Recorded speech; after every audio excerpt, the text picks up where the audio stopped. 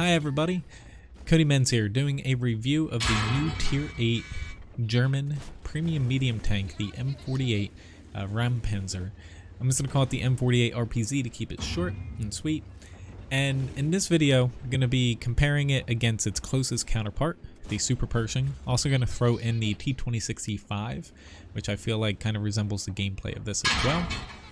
And in the background, you're going to see an ace tanker basically fire off about midway through as I kind of break down the stats and go over everything about this tank, including the armor. Starting out with the gun, damage per shot, 240, much like most other mediums. At tier 8, it's pretty middle of the pack there. Penetration's pretty nice, and premium pen. You have a little bit higher standard pen than the Super Pershing, a little bit lower premium. Your damage per minute's pretty nice. It sits, well above the Super Pershing, about 100 more there. And all these stats are basically for your 100% effective values, with just a basic crew, no equipment in them. Comparing it against the basically Patriot there, though, you do have less DPM, but the gun overall stacks up pretty well with the Super Pershings, with you pumping more damage out. However, getting into this, your accuracy suffers. You have 0.4 compared to 0.36. You also have 1 degree less on both gun depression and also gun elevation. However, you do have a really sweet aiming time at 1.82 seconds, which does really help. However, do note this thing at the far ranges, especially like getting towards the max of your view range. It's pretty bad. You're going to miss a lot of shots, much like the other two tanks in the comparison here. This thing is not a very good sniping tank when you have to hit something in a specific area. And with the worse accuracy value, it does really become noticeable.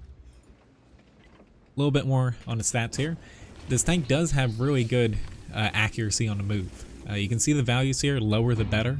For on the move accuracy, the accuracy when your tank traverses its hull, and also the turret are much lower than the other two comparisons here, and it's pretty good. Your aiming circle will not bloom very much. Your shell velocity also is decent. It's a little bit lower than the Super Pershings, specifically on the premium shell. However, comparing it against the Patriot, you have a little bit lower standard shell velocity, but your premium does fly faster. So nothing really to see there. That's not going to make or break this tank. Getting into a little bit of mobility here. This thing's actually pretty darn good. So same values as the Super Pershing, pretty much with the top speeds. However, you have a higher specific power. Your gun traverse, so basically moving your gun and your turret around, is pretty good. Also, your hull traverse is pretty nice. So this thing feels nice. You're going to hit that top speed really easily. The Super Pershing can hit it somewhat easily now too, since they buffed it. However, this thing is really nice, and really the top speed is the only thing kind of keeping it in check from going faster than that.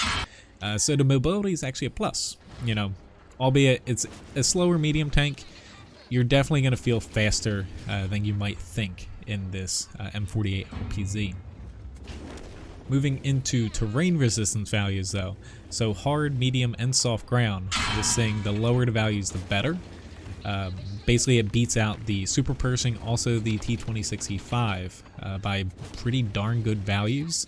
And for a medium tank, especially one with a gigantic bulldozer slapped on the front, this thing, it moves around pretty nice because of these terrain resistance values. So not only do you have the better specific power that we just went over and the same top speed as, say, the Super Pershing, the terrain resistance values are in your favor as well.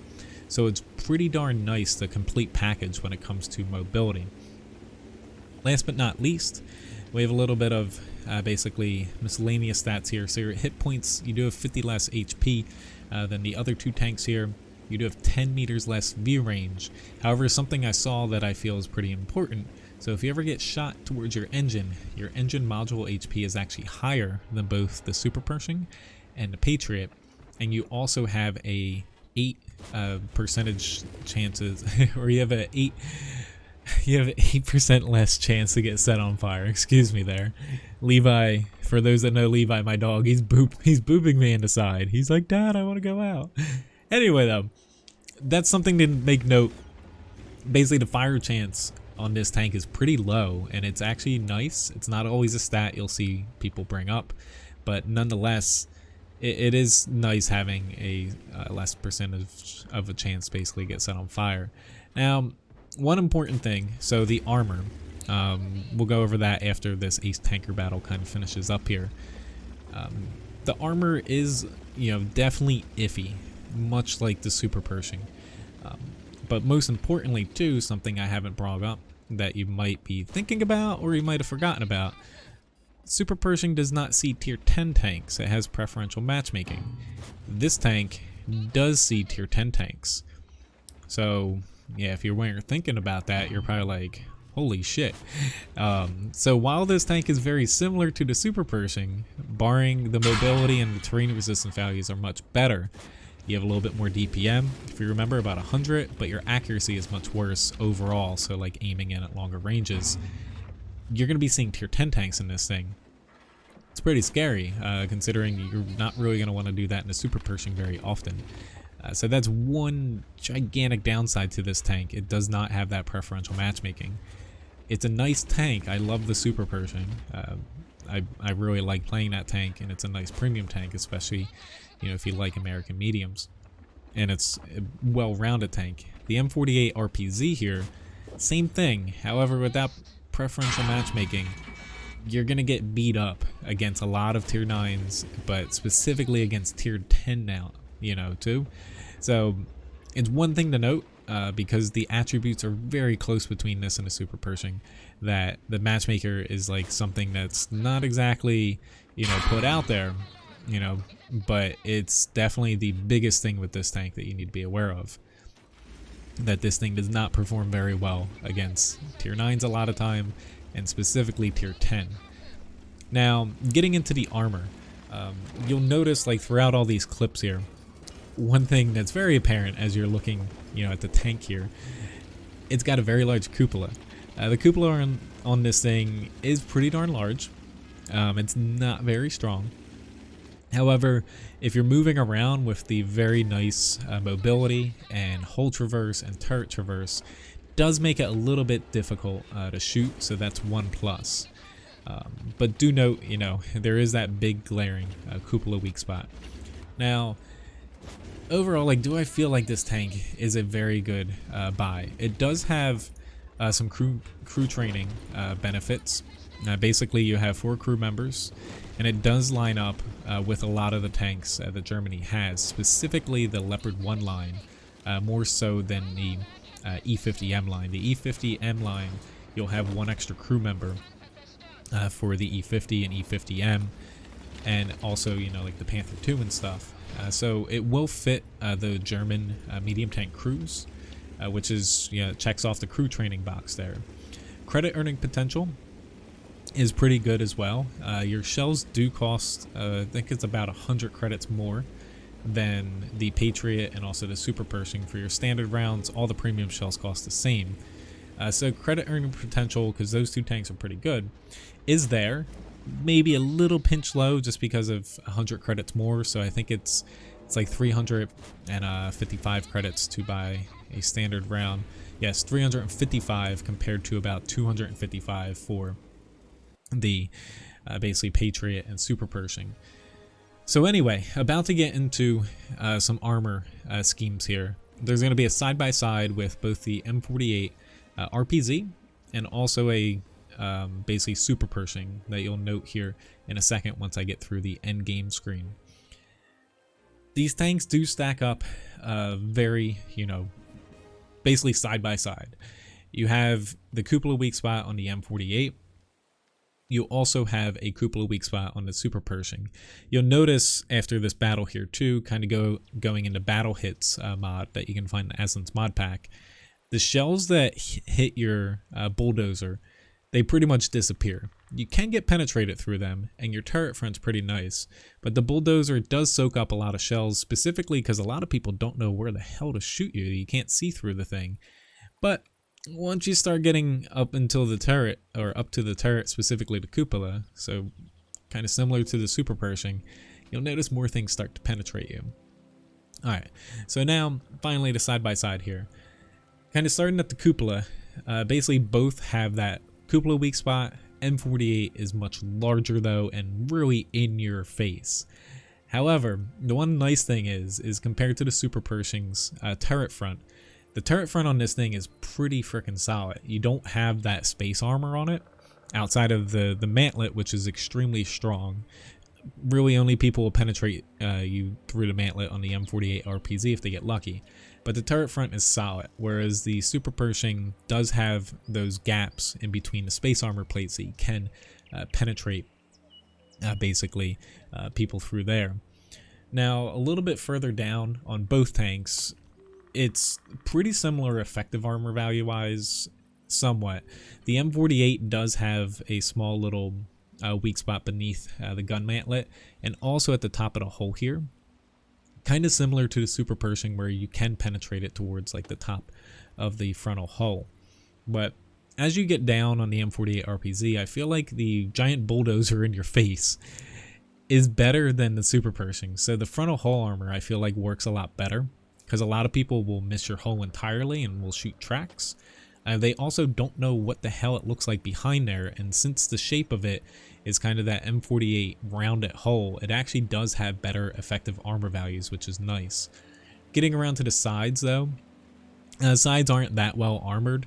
They aren't, you know, terrible, but you know, you are playing a medium tank, so you don't want to really get shot there. But kind of comparable to the Super Pershings. But when you put this whole package together, like ultimately, I was trying to figure out like what I could basically really say about this tank, because I liked playing it because I like the Super Pershing.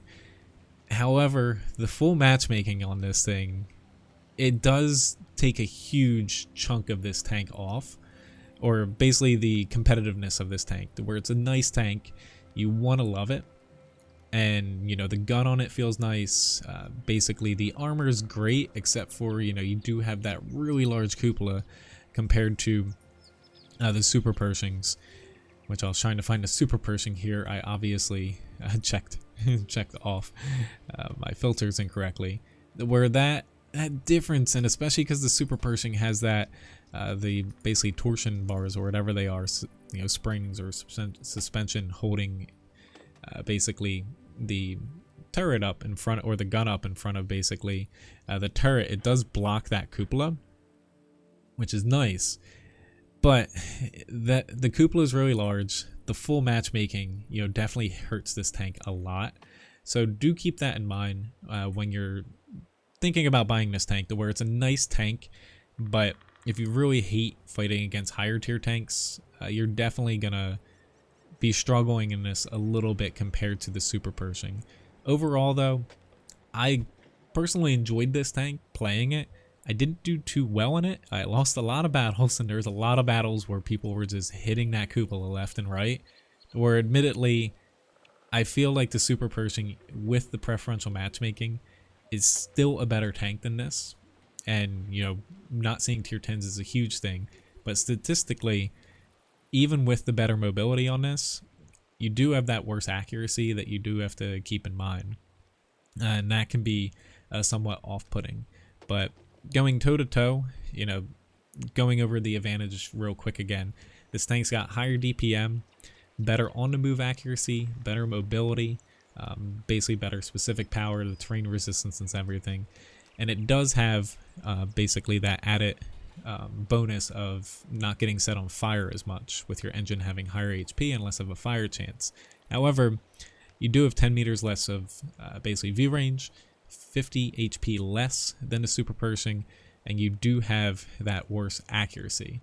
So keep that in mind. Ultimately, this is a sweet looking tank. That's, you know, you can't deny that. This thing looks pretty nice and it's unique, but it almost feels like gimmicky in a way, where the gimmick on this is good with that gigantic basically bulldozer you know, shield on the front of the tank. It's very intimidating. I had a couple tanks like, where the hell do I shoot this guy?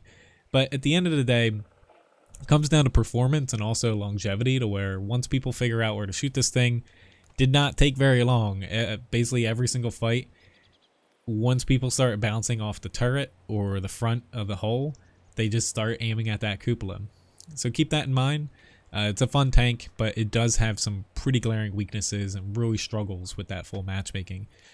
Hopefully you enjoyed this video though.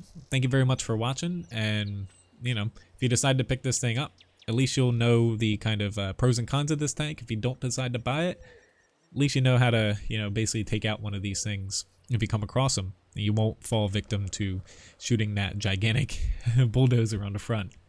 Anyway, thank you very much for watching. Have a very nice day. See you next time.